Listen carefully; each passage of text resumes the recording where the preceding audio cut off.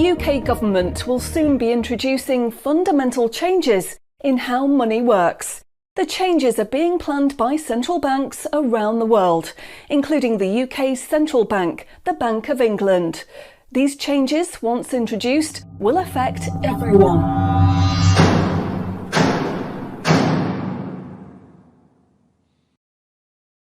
So, what are these changes really about? The changes being proposed will mean that you will no longer have full control over your spending. In fact, what they are planning is the replacement of money with something which is fundamentally different. Therefore, it's not just cash they want to remove from the economy, it is money itself. Pay attention, because if the new monetary system is allowed to happen, it will be very difficult to reverse and could mark the beginning of the end of human freedom. In order to explain the changes that are being planned right now for your tomorrow, let's explain a little bit about how your money works today. Let's imagine that John decides to buy his daughter a birthday present from Argos. He chooses the product he wants, then pays £50 using his debit card. You might think that £50 is immediately transferred from John's bank account to Argos's bank account. But this is not what happens. A record is created showing that John's bank owes Argos's bank £50, and John's account will even show that the money has left his account, but the actual transfer of funds does not occur at the time of purchase. John's £50 purchase is one of about 50 million UK transactions that occur every day, and although in each case the account may show that the money has been transferred, the actual movement of funds between the banks only occurs once every day. Every 24 hours, all the payments made to and from each of the UK's 300 plus registered banks are added up to determine how much each bank owes the others. The Bank of England, which is the central bank that all other banks in the system are connected with, derives the total amount that each bank owes and is owed for that day. The Bank of England then intermediates and exchanges funds between all the other banks. So the Bank of England does not know anything about John or the £50 he spent on his daughter. John's money is just a tiny part of a huge transfer of funds. This means that the only organisation that can see what John does with his money is his own bank. The central bank cannot see what John spends his money on or when he spends it, and John's bank is under an obligation not to share details of his spending with anyone. This means that, rightly, there is a good degree of anonymity and privacy over what John decides to spend his money on. This, in turn, means that a government or central authority, such as the Bank of England, cannot directly restrict John when he uses his debit card, because it has no visibility of what John is doing with his money. If John had paid for the present with £50 of cash, then the purchase would be completely anonymous. Nobody, including John's bank, would know what he had spent his money on. So, cash transactions are truly anonymous, and debit card transactions have a high degree of anonymity because only your bank can know about them. So, what is this new system? The name of the new system is called Central Bank Digital Currency, or CBDC. It sometimes has other names, such as smart money. Here's how it works. Let's imagine that John, again, decides to buy his daughter a birthday present from Argos. His mobile phone has a smart money wallet or app on it, from which he pays £50 for the product. The app communicates directly with the central bank, the Bank of England, and the money is transferred from his digital wallet to Argos's digital wallet in less than a second. The transfer of funds occurs at the time of purchase, and the transaction is recorded and approved by a centralized computer system on a centralized blockchain. A blockchain is a special computer program that records information very reliably and cannot be amended. The centralized computer system runs continuously and can deal with hundreds of transactions per second as they occur throughout the entire economy. processing all of the public's purchases being made by millions of digital wallets. This sounds fantastic and is so much quicker and simpler than the old system. But there is a fundamental difference, which is that all transactions are centralized in real time as they happen. In other words, one system will be able to know about every single digital transaction in the economy as the transactions occur. This is the critical difference with the new digital monetary system that everyone needs to be aware of. All transactions are centralized in real time as they happen. The people who are planning this new system have made it clear that it would be useful, in their eyes, to use artificial intelligence algorithms in real time to block certain public transactions for a range of different reasons. So, what does this mean for John? Let's just say there is another lockdown and the government want to stop the public moving about the country. With this new system, they could introduce a simple change. That would mean John's wallet would only work if he was located within a certain distance of his own home.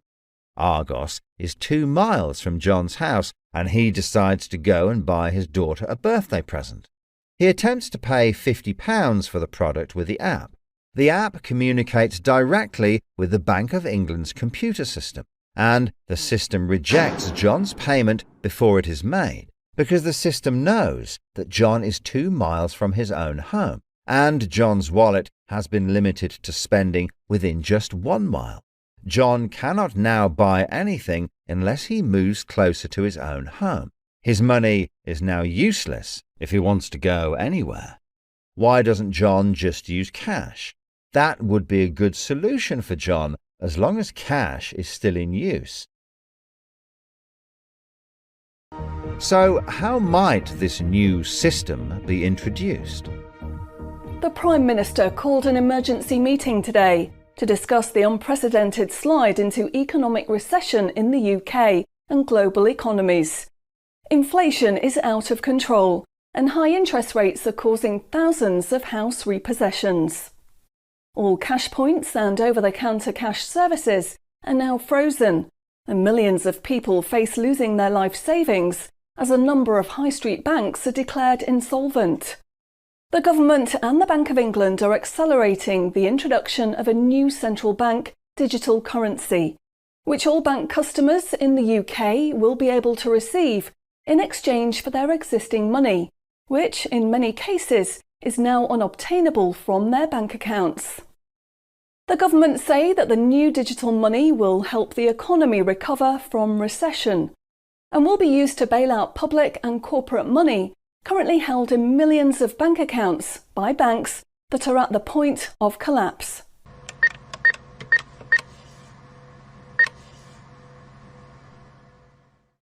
It says cash unobtainable from this account. It's frozen our money. Bleeding hell, John. How much have we got in the house? We've only got £120, and when that's gone, nothing. I don't believe it.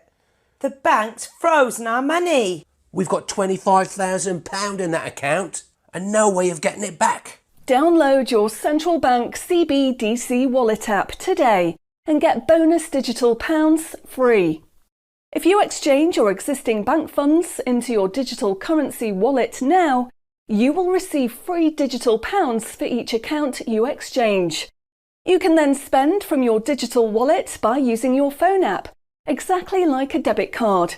Download the free app now from the UK government website or the App Store. John, we need to download the digital wallet thing. See if we can transfer it in. We've got no other option, love. Wow, it's transferred and it's given us some bonus money. I can't believe it. How do you know it's worked? It's worked, love. Everyone's using this money now. Right, I'm off down Tesco to try it out. Sorted. Recent figures show that the public's use of cash has halved in the last 12 months. Experts say this is due to the success and sheer convenience of the new CBDC digital money. The government has announced that all cash will be phased out completely over the next 3 years. I can't remember the last time I used cash. It seems so cumbersome and old-fashioned, fiddling about with coins every time you want to buy something. It's much easier now.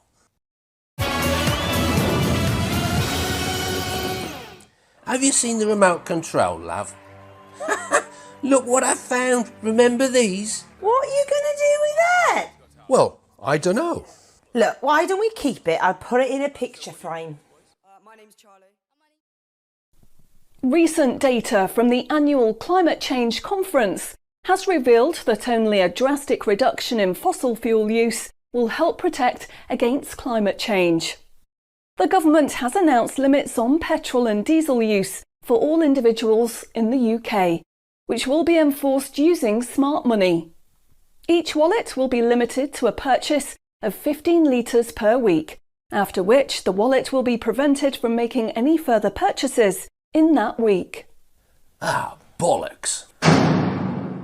Growing concerns over obesity and bad health will be tackled using the Smart Money Network. The government proposes to limit the total number of sugary foods that each digital wallet can purchase in any given month. What? Experts say that the new pandemic, which is 10 times more contagious and deadly than coronavirus, can only be defeated by minimising all human contact and staying home as much as possible. In order to enforce this, all digital wallets will only work within 1 mile of the address at which they are registered. Shopping times will be staggered so that you can only make purchases for a 2-hour period each day. All non-essential item purchases will be rejected. Jesus Christ. The government, in a move to stimulate growth in the economy, is trying to ensure that all benefit money paid out to the public is spent within an appropriate time period. From the 1st of August, all benefit payments, including the new social credits, should be spent within 2 months of receiving them. Benefit money will expire and be of no use if it is not spent within the 2-month period. Blimey, they're putting a shelf life on money. Vaccination uptake for the latest pandemic is now at 95%.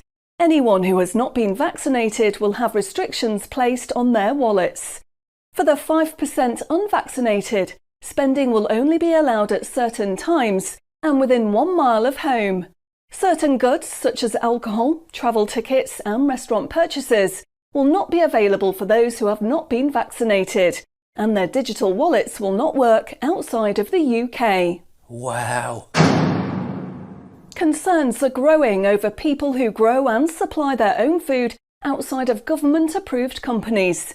The government will be restricting the purchase of all seeds and other farming products for anyone that is not a registered farmer. What are they doing that for? The government is trying to reduce the amount of red meat people eat in their diet for environmental and health reasons. Digital wallets will only be allowed to purchase 8 ounces of red meat per week. How much is 8 ounces? In order to protect the environment, the government is introducing limitations on the amount each wallet will be able to spend on the following products: aerosol cans, single-use plastics, coal, meat, chocolate, fish and coffee. What about fags? In a move to encourage good behaviour, the government is awarding digital currency direct to your wallet if you report on anyone breaking lockdown rules or report on individuals expressing extremist views. Anyone deemed to be expressing extremist views may in turn have restrictions placed on their wallets. What's that mean, extremist views? If you give up your cash, you will give up freedom for yourself, and you will give up the freedom of generations to come. It's not the convenience of the new money that is important. What is important is the fact that centralized administration of smart money could be used to control every aspect of your life. Say yes to keeping cash and say no to centrally controlled smart money. What they are going to propose is not money, it is a social control system. Please spread this message.